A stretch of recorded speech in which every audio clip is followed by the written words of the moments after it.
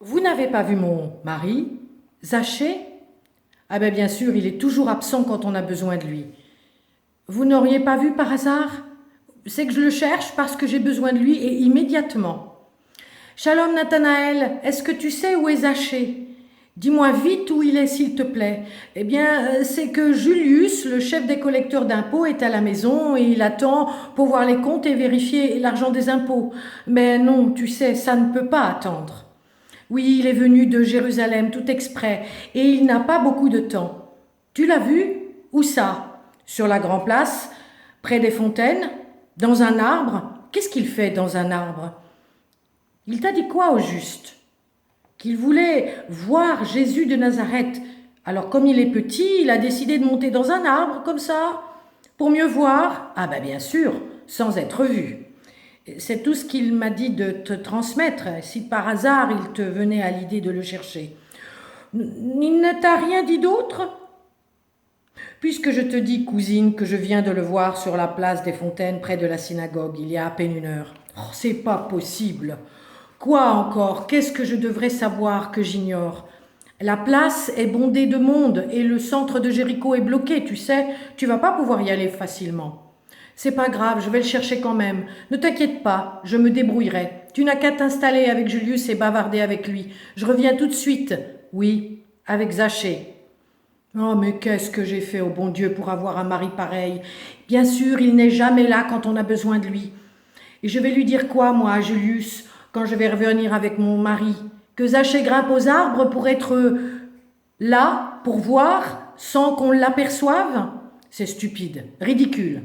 Voilà ce que je suis, voilà ce qu'il est. Déjà qu'on ne nous aime pas parce que mon homme fait un métier qui le rend impur selon les dires des pharisiens, et moi, sa femme, Noah, une femme, hein.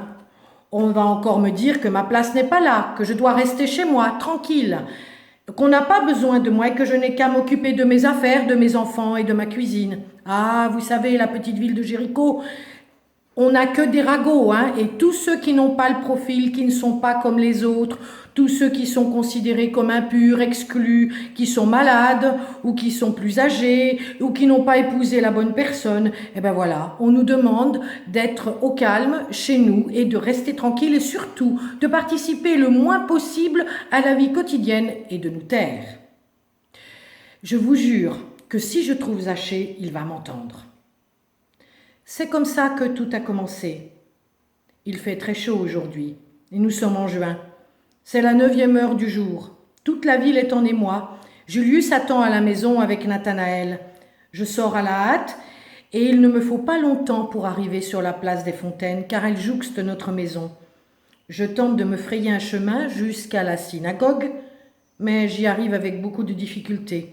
Tout Jéricho est sorti pour accueillir et écouter ce Jésus de Nazareth dont on parle tant, dont on sait qu'il fait des miracles. Tout le monde est sorti pour le voir, pour l'entendre, et surtout pour écouter ses prêches. Un homme de bien, dit-on, qui fait le bien autour de lui, qui guérit les malades. Paraît même qu'il fait des miracles. Mais vous savez, moi, ce n'est pas trop mon problème. Il y a tant et tant de beaux parleurs et de guérisseurs ici que pour moi, un de plus, ça ne changerait rien. Il faut que je trouve Zachée, c'est tout ce qui m'importe. J'arrive enfin à la synagogue bordée de sycomores, et là quelle ne fut pas ma surprise.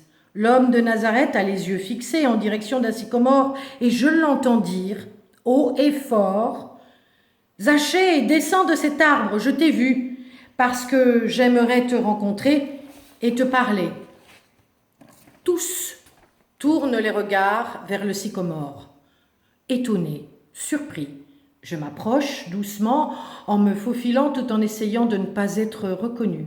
Je réajuste mon voile et me fais toute petite. Soudain, quelqu'un me pousse au milieu du cercle et je me retrouve juste là, au pied du sycomore. À mon tour, je lève les yeux vers les branches hautes qui ne cachaient plus Zachée. À mon grand étonnement, personne ne me fait de réflexion. Réflexion d'ailleurs auxquelles nous sommes habitués depuis longtemps. Et même si j'étais juive, pratiquante, rien n'excuse à leurs yeux le fait que j'ai épousé Zachée, le collecteur d'impôts, moi, une juive d'une famille bien connue, dont mon oncle est un pharisien réputé. Soudain, contre toute attente, Zachée descend du sycomore et se retrouve au milieu de la foule, juste à côté de moi. Je regarde autour de moi et je sens la haine les envahir. Ils sont tous là, prêts à nous faire du mal. J'ai peur. Je me demande ce qu'il va se passer. Le silence règne. On attend. On peut même entendre le vent dans les branches. Non, rien. Tout reste calme. Jésus s'approche de nous et nous regarde avec douceur.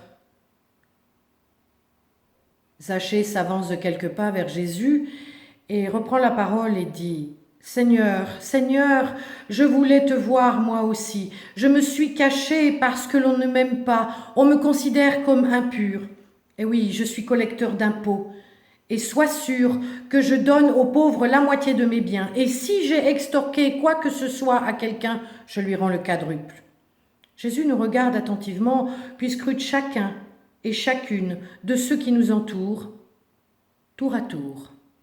J'ai honte, je ne sais plus où me mettre. Soudain Jésus rompt le silence et dit « Zachée, mon ami, tu fais bien.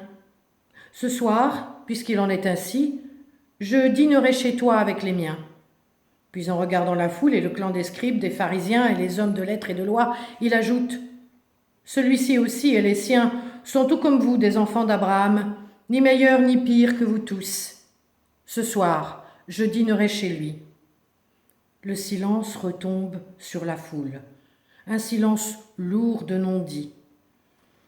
Je peux voir leur visage, et toute la haine et la colère du monde est bien en place.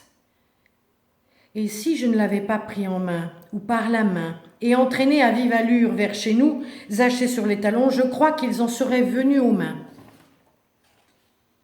Je pouvais lire dans leurs yeux l'envie de meurtre. Qui aurait-il aimé tuer? Nous deux? Ou Jésus? Et pourquoi pas les trois à la fois? Nous avons couru vers la maison, très vite. Nous sommes rentrés, nous avons trouvé Nicodème et Julius et Nathanaël. Pour finir, Jésus est arrivé un peu plus tard avec les siens. Il a passé quelques jours chez nous avant de se rendre à Jérusalem. Il nous a donné la joie de la découverte, de la rencontre. Pour la première fois, moi, le cœur léger, je me suis mise en cuisine avec l'aide de mes 2 servantes. Et ce fut un service joyeux, entrecoupé de rires, de discussions. Julius aussi est resté avec nous. Et enfin, le rabbin de Jéricho qui avait accepté d'ouvrir le Shabbat chez nous. Ce fut un repas fantastique. Je me suis sentie, pour une fois, partie prenante de cette société, de cette vie, inclus, moi aussi, à ce qui se passe. Et j'avais le droit de dire mon mot. Zachée était heureux, reconnu enfin pour ce qu'il était comme un homme de bien.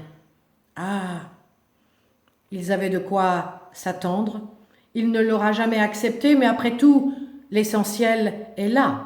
Nous sommes ensemble, bien ensemble, tous très différents, de religion, de culture. Mais nous le savons depuis ce jour. Nous sommes les enfants d'Abraham. Dieu est notre Père à tous et notre Créateur, et nous ne formons qu'un seul peuple.